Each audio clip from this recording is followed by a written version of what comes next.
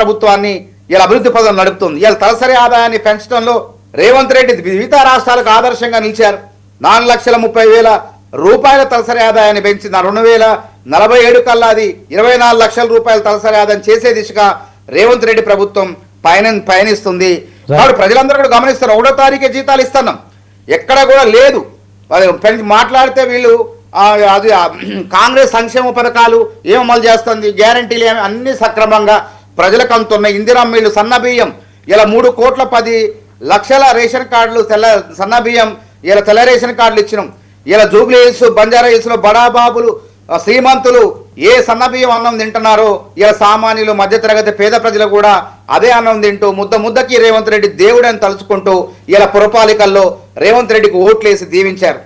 ఇది అభివృద్ధి అంటే ఇది. ఈ విధంగా మానవతరాయ్ గారు కరీంనగర్లో మీకు వచ్చినాయి 14 కార్పొరేషన్ డివిజన్లు. సో ఎంఐఎం అన్ని కలుపుకున్నా మీకు మ్యాజిక్ ఫిగర్ లేదు.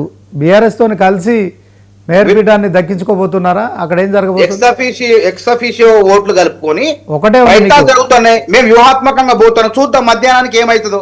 ఇప్పుడు మేము అదే అంటున్నాం, మాది సన్యాసి మఠం కాదు. గతంలో కేసీఆర్ అనేవాడు మా సన్యాసి మఠం కాదు, రాజకీయ పార్టీ. అట్లా మేము కూడా మాది సన్యాసి మఠం కాదు, మాది జాతీయ పార్టీ.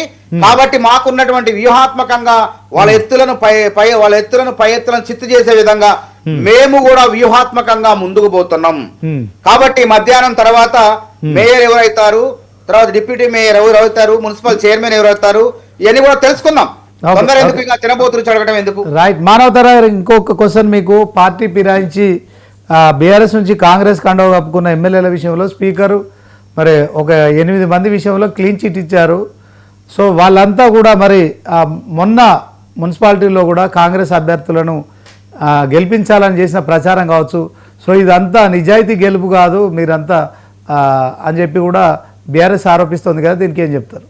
ఇప్పుడు ప్రజలు తీర్పిచ్చారు. అక్కడ వాళ్ళు ఏ పార్టీ నుంచి గెలిచారు, ఎక్కడ గెలిచారు, వాళ్ళు ఎట్లా ప్రచారం చేశారో ప్రజలు గెలిపించారు. ఆ మున్సిపాలిటీలో ప్రజలే కదా అంతిమ నిర్ణేతలు, అంతిమ న్యాయమూర్తులు అంటే ప్రజలే.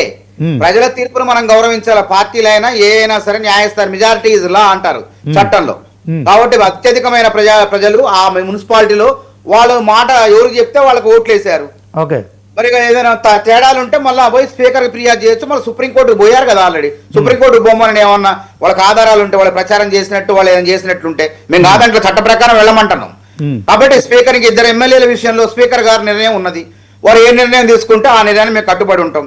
ఒకవేళ ఎన్నికలు వస్తే ఆ ఎన్నికల్లో కూడా గెలుపు కాంగ్రెస్ పార్టీదే, కాంగ్రెస్ ప్రభుత్వం అంది. గుర్తుపెట్టు, 10 ఏళ్ల వరకు ఈ రాష్ట్రంలో ఎన్నిక ఏదైనా గెలుపు కాంగ్రెస్ దే, అది మాత్రం గుర్తుపెట్టుకోండి. మాకు వచ్చినటువంటి ఇబ్బంది ఏం లేదు. మేము ఆత్మవిశ్వాసంతో ప్రజలకు ఇలా సేవ చేసుకుంటూ ముందుకు పోతున్నాం. మేము సేవకులు అంటున్నాం. ఇలా ముఖ్యమంత్రి రేవంత్ రెడ్డి గారి బాధ్యత నాకు మరింత పెరిగింది.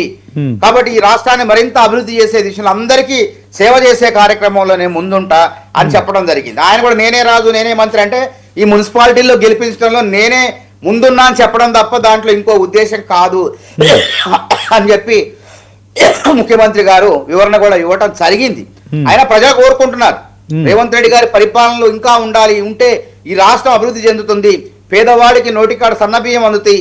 ఇందిరమ్మ ఇళ్ళు ఏ విధంగా అభివృద్ధి జరుగుతుంది చూడండి. ఇలా 3.5 లక్షల ఇందిరమ్మ ఇళ్లలో దాదాపు 70-80% గృహప్రవేశాలు అయిపోయినాయి. దాదాపు 5 ఏళ్లలో మొత్తం 20 లక్షల ఇందిరమ్మ ఇళ్ళు కడతాం. గతంలో కట్టిన ఇల్లు కళ్ళ ముందు కనపడుతున్నాయి. ప్రజలు నమ్ముతున్నారు. పేదవాడికి ఏం కావాలా? గూడు కావాలా? ఇందిరమ్మ రూపంలో ఇందిరమ్మ రూపంలో గూడు ఇస్తున్నాం. అదే విధంగా సన్నబియ్య రూపంలో కూడు పెడుతున్నాం. 9,000 కోట్ల ఉచిత బస్ ప్రయాణాలు చేసే మహిళలు, నెలకు ఉద్యోగాలు చేసే మహిళలు, వ్యాపారాలు చేసే మహిళలు, కళాశాలకు వెళ్లే విద్యార్థినులు, వీళ్ళంతా నెలకు 3-4 వేల రూపాయలు ఆదా చేసుకుంటూ ప్రతి ఎన్నికలు రేవంత్ రెడ్డికి ఓటేస్తున్నారు. రేవంత్ రెడ్డి లాంటి అన్న ఉండాలి మా అన్న. రైట్, థ్యాంక్ యూ మానవతరావు గారు. ఒకసారి బీఆర్ఎస్ నాయకులు ఉన్నారు, ఆయనతో కూడా మాట్లాడదాం. లక్ష్మీనరసింహారెడ్డి గారు.